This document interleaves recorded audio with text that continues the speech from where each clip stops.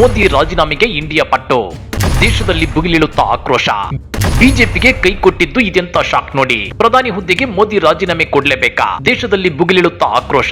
ಕಾಂಗ್ರೆಸ್ ಸೇರಿದಂತೆ ಇಂಡಿಯಾ ಒಕ್ಕೂಟದ ರಾಜಕೀಯ ಪಕ್ಷಗಳು ಸದ್ಯದಲ್ಲೇ ಬೀದಿಗಿಳಿದು ಪ್ರತಿಭಟನೆ ನಡೆಸ್ತಾವ. ಕಾಂಗ್ರೆಸ್ ಪಾಳೆಯದಲ್ಲಿ ರೆಡಿಯಾಗ್ತಿರೋ ಆ ಒಂದು ಬಿಗ್ ಪ್ಲಾನ್ಗೆ ಬಿಜೆಪಿಯಲ್ಲಿ ಬೆಂಕಿ ಬಿರುಗಾಳಿಯೇ ಏಳುತ್ತಾ. ಅಷ್ಟಕ್ಕೂ ಏನದು ಕಾಂಗ್ರೆಸ್ನ ಬಿಗ್ ಪ್ಲಾನ್? ಪ್ರಧಾನಿ ಮೋದಿ ಅದೇಕೆ ತಮ್ಮ ಹುದ್ದೆಗೆ ರಾಜೀನಾಮೆ ಕೊಡಬೇಕು ಗೊತ್ತಾ? ಅದನ್ನ ಡೀಟೇಲ್ ಆಗಿ ತೋರಿಸ್ತೀವಿ. ಆದ್ರೆ ಅದಕ್ಕಿಂತ ಮೊದಲು ಹಲೋ ಕನ್ನಡ ಯೂಟ್ಯೂಬ್ ಚಾನಲ್ ಅನ್ನು ಸಬ್ಸ್ಕ್ರೈಬ್ ಮಾಡ್ಕೊಳ್ಳಿ. ಹಾಗೇನೆ ಪಕ್ಕದಲ್ಲಿರೋ ಬೆಲ್ ಬಟನ್ ಅನ್ನು ಪ್ರೆಸ್ ಮಾಡಿ. ಮಾಧ್ಯಮಗಳು ಜನರು ಯೋಚಿಸುವ ಶಕ್ತಿಯನ್ನೇ ನಿಯಂತ್ರಿಸುತ್ತಿವೆ. ಒಬ್ಬ ವ್ಯಕ್ತಿ ಇನ್ನೊಬ್ಬನಿಗೆ ಚಪ್ಪಲಿಯಲ್ಲಿ ಒಂದು ಸಲ ಹೊಡೆದ್ರೆ ಅದನ್ನ ರಿಪೀಟ್ ಮಾಡಿ ಪದೇ ಪದೇ ಬೆಳಗ್ಗೆಯಿಂದ ಸಂಜೆವರೆಗೂ ತೋರಿಸಿ ಪಾಪ ಆ ವ್ಯಕ್ತಿ ಎಷ್ಟು ಸಲ ಚಪ್ಪಲಿ ಏಟು ತಿಂದ ಅನ್ನೋ ರೀತಿ ಜನರ ಮೈಂಡ್ ಸೆಟ್ ಮಾಡ್ಬಿಡ್ತಿವೆ ಟಿವಿ ಮಾಧ್ಯಮಗಳು. ಅದೇ ರೀತಿ ರಾಜಕೀಯ ಹಾಗೂ ಹೋಗುಗಳನ್ನ ಮಾಧ್ಯಮಗಳು ಮರೆಮಾಚುತ್ತಿವೆ. ಕೆಲವೇ ನಾಯಕರ ಪರ ನಿಂತು ಬ್ಯಾಟಿಂಗ್ ಮಾಡ್ತಾ ಇವೆ. ಆ ಮೂಲಕ ಕೆಲವರ ತಪ್ಪುಗಳನ್ನ ಮರೆಮಾಚಿದ್ರೆ ಇನ್ನು ಕೆಲವರ ತಪ್ಪುಗಳನ್ನ ಭೂತಗನ್ನಡಿ ಹಾಕೊಂಡು ತೋರಿಸ್ತಿವೆ. ಹೀಗಾಗಿ ಪ್ರಿಂಟ್ ಮತ್ತು ಎಲೆಕ್ಟ್ರಾನಿಕ್ ಮಾಧ್ಯಮಗಳಲ್ಲಿ ಹೆಚ್ಚು ಪ್ರಚಾರವಾಗುವ ಸುದ್ದಿಗಳನ್ನೇ ಜನ ನಿಜ ಅಂತ ನಂಬಿ ಬಿಡ್ತಿದ್ದಾರೆ. ಸದ್ಯ ದೇಶದ ರಾಜಕಾರಣದಲ್ಲೂ ಹಾಗೆ ಆಗ್ತಿದೆ. ದೇಶದ ಬಹುತೇಕ ಮಾಧ್ಯಮಗಳು ಮೇಲ್ವರ್ಗದ ಜನರ ಕೈಯಲ್ಲಿದ್ದು ಅವೆಲ್ಲ ಬಿಜೆಪಿ ಪರ ಬ್ಯಾಟಿಂಗ್ ಮಾಡ್ತಾ ಇವೆ. ಹೀಗಾಗಿ ಮೋದಿ ಸರ್ಕಾರದ ವಿರುದ್ಧ ಕೇಳಿ ಬರ್ತಾ ಇರೋ ಆರೋಪಗಳನ್ನ ಜಾಸ್ತಿ ಹೈಲೈಟ್ ಮಾಡಿ ತೋರಿಸುತ್ತಿಲ್ಲ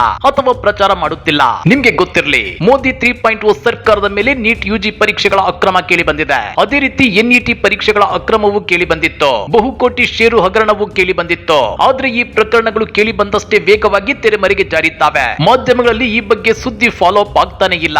ಅಂದ್ರೆ ಮಾಧ್ಯಮಗಳು ಜಾಣ ಮೌನ ಅನುಸರಿಸ್ತಾ ಬಿಜೆಪಿಗೆ ಅನುಕೂಲ ಮಾಡಿಕೊಡ್ತಾ ಇರೋದು ಇಲ್ಲಿ ಎದ್ದು ಕಾಣ್ತಾ ಇದೆ. ಆದ್ರೆ ರಾಜ್ಯ ಕಾಂಗ್ರೆಸ್ ಮತ್ತು ಸಿಎಂ ಸಿದ್ದರಾಮಯ್ಯ ಅವರ ವಿಚಾರದಲ್ಲಿ ಮಾಧ್ಯಮಗಳು ಹಾಗೆ ಮಾಡ್ತಿಲ್ಲ. ಬಿಜೆಪಿ ಮತ್ತು ಜೆಡಿಎಸ್ ನಾಯಕರು ಸುಳ್ಳು ಪಳ್ಳು ಆರೋಪ ಮಾಡಿದ್ರು ಅದನ್ನೇ ಬೆಳಗ್ಗೆಯಿಂದ ಸಂಜೆವರೆಗೂ ಡ್ರಾಗ್ ಮಾಡಿ ತೋರಿಸ್ತಿವೆ. ವಾಲ್ಮೀಕಿ ಹಗರಣದ ತನಿಖೆಯನ್ನ ಎಸ್ಐಟಿಗೆ ವಹಿಸಲಾಗಿದೆ. ಜೊತೆಗೆ ಇಡಿ ಕೂಡ ಎಂಟ್ರಿ ಕೊಟ್ಟು ಆರೋಪಿಗಳನ್ನ ವಿಚಾರಣೆ ನಡೆಸುತ್ತಿದೆ. ಇದರ ಬೆನ್ನಲ್ಲೇ ಬಿಜೆಪಿ ನಾಯಕರು ಸಿಎಂ ಸಿದ್ದರಾಮಯ್ಯ ಅವರ ವಿರುದ್ಧ ಕೇಳಿ ಬರುತ್ತಿರೋ ಮೂಢ ಅಕ್ರಮದ ಬಗ್ಗೆ ವಿಧಾನಮಂಡಲದಲ್ಲಿ ಉಭಯ ಸದನಗಳಲ್ಲೂ ಚರ್ಚೆಗೆ ಅನುವು ಮಾಡಿಕೊಡುವಂತೆ ಪಟ್ಟು ಹಿಡಿಯುತ್ತಿವೆ. ಆದ್ರೆ ಸ್ಪೀಕರ್ ಇದಕ್ಕೆ ಒಪ್ಪದಿದ್ದಕ್ಕೆ ಇವತ್ತು ಅಹೋರಾತ್ರಿ ಧರಣಿಗೆ ಮುಂದಾಗಿವೆ. ಇಲ್ಲಿ ಗಮನಿಸಬೇಕಾದ ಅಂಶ ಏನಂದ್ರೆ ಮೂಡಾದಲ್ಲಿ ಸಿದ್ದರಾಮಯ್ಯನವರ ಪತ್ನಿಗೆ 14 ಸೈಟುಗಳು ಹಂಚಿಕೆ ಆಗಿವೆ. ಇದರಲ್ಲಿ ಸಿದ್ದರಾಮಯ್ಯನವರ ಪಾತ್ರ ಏನೂ ಇಲ್ಲ. ಹೀಗಿದ್ರೂ ಇದರಲ್ಲಿ ಬ್ರಹ್ಮಾಂಡ ಅಕ್ರಮ ನಡೆದು ಹೋಗಿವೆ ಅನ್ನೋ ಆರೋಪಗಳು ಕೇಳಿ ಬರ್ತೇವೆ. ಸಾಲ್ದು ಅಂತೇಳಿ ಮುಖ್ಯಮಂತ್ರಿಗಳ ರಾಜೀನಾಮೆಗೆ ಆಗ್ರಹಿಸಿ ರಾಜ್ಯ ಬಿಜೆಪಿ ನಾಯಕರು ಬೆಂಗಳೂರಿಂದ ಮೈಸೂರಿಗೆ ಪಾದಯಾತ್ರೆ ನಡೆಸಲು ಪ್ಲಾನ್ ಮಾಡಿದ್ದಾರೆ. ಸಿದ್ದರಾಮಯ್ಯ ಸರ್ಕಾರದ ಮೇಲೆ ಆರೋಪ ಕೇಳಿ ಬಂದ ಕೂಡಲೇ ಸಿದ್ದರಾಮಯ್ಯ ರಾಜೀನಾಮೆ ಕೊಡಲೇಬೇಕಾ? ಹಾಗಾದ್ರೆ ಪ್ರಧಾನಿ ಮೋದಿ ಸರ್ಕಾರದ ಮೇಲೆ ಎನ್ಇಟಿ ಯುಜಿ ಅಕ್ರಮ,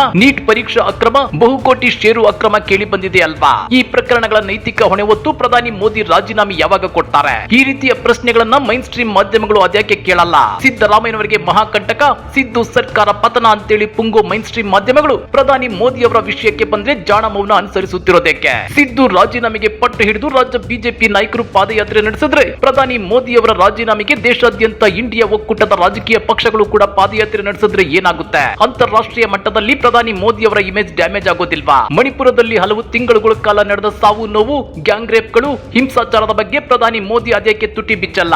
ದೇಶದ ಒಂದು ರಾಜ್ಯದಲ್ಲಿ, ಅದು ಕೂಡ ಬಿಜೆಪಿ ಸರ್ಕಾರ ಅಧಿಕಾರ ನಡೆಸುತ್ತಿರೋ ಮಣಿಪುರದಲ್ಲಿ ಕಾನೂನು ಸುವ್ಯವಸ್ಥೆ ಅಧೋಗತಿಗೆ ತಲುಪಿದ್ರೆ ಅದಕ್ಕೆ ಕಾರಣ ಯಾರು? ಈ ಪ್ರಕರಣದ ನೈತಿಕ ಹೊಣೆ ಹೊತ್ತು ಪ್ರಧಾನಿ ಮೋದಿ ತಮ್ಮ ಹುದ್ದೆಗೆ ರಾಜೀನಾಮೆ ಕೊಡಬೇಕಲ್ವಾ? ಸದ್ಯ ಕಾಂಗ್ರೆಸ್ ನಲ್ಲಿ ಇಂತ ಒಂದು ಆಲೋಚನೆ ಹುಟ್ಟಿಕೊಂಡಿದ್ದು ಸದ್ಯದಲ್ಲೇ ಕೇಂದ್ರ ಸರ್ಕಾರ ಮತ್ತು ಬಿಜೆಪಿ ವಿರುದ್ಧ ಐಎನ್ಡಿಎ ಒಕ್ಕೂಟದ ಮಿತ್ರ ಪಕ್ಷಗಳು ಪ್ರಧಾನಿ ಮೋದಿ ರಾಜೀನಾಮೆಗಾಗಿ ಬೀದಿಗಿಳಿದು ಪ್ರತಿಭಟಿಸುವ ಸಾಧ್ಯತೆ ಇದೆ. ಹಾಗೆ ಮಾಡಿದ್ರೆ ಮೋದಿ ಮತ್ತು ಬಿಜೆಪಿ ಇಮೇಜ್ ಪಾತಾಳಕ್ಕೆ ಕುಸಿಯುತ್ತಾ. ಸಿದ್ದು ಸರ್ಕಾರದ ಮೇಲೆ ಆರೋಪ ಕೇಳಿ ಬಂದಿದ್ದಕ್ಕೆ ಸಿದ್ದರಾಮಯ್ಯ ರಾಜೀನಾಮೆ ಕೊಡಬೇಕು ಅಂತ ಬಿಜೆಪಿಗರು ಪಟ್ಟು ಹಿಡಿಯೋದೇ ನಿಜವಾದ್ರೆ ಪ್ರಧಾನಿ ಮೋದಿ ರಾಜೀನಾಮೆಗೂ ಪಟ್ಟು ಹಿಡಿಯಲೇಬೇಕಲ್ವಾ? ಕಮೆಂಟ್ ಮಾಡಿ, ವಿಡಿಯೋ ಲೈಕ್ ಮಾಡಿ, ಶೇರ್ ಮಾಡಿ. ಇಂತ ಮತ್ತಷ್ಟು ರೋಚಕ ರಾಜಕೀಯ ಸುದ್ದಿಗಳನ್ನ ಮಿಸ್ ಮಾಡದೆ ನೋಡ್ಬೇಕು ಅಂದ್ರೆ ಹಲೋ ಕನ್ನಡ ಯೂಟ್ಯೂಬ್ ಚಾನಲ್ ಅನ್ನ ಸಬ್ಸ್ಕ್ರೈಬ್ ಮಾಡ್ಕೊಳ್ಳಿ.